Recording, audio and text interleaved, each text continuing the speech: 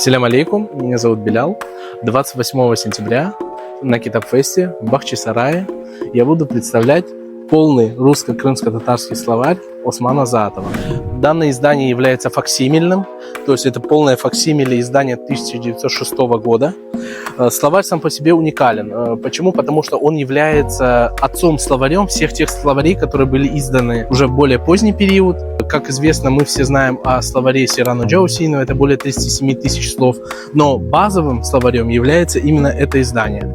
Сам Осман Заатов, он являлся преподавателем Симферопольской татарской министерской школы, и подготовил он этот словарь в первую очередь для своих учеников, крымских татар, для того, чтобы облегчить им обучение государственного языка. Данный словарь является большой библиографической редкостью, и благодаря стечениям обстоятельств нам удалось его найти и подготовить к изданию. А что это за обстоятельства, я вам расскажу 28 сентября на Китапфесте в Бахчисарае. Курушкенди.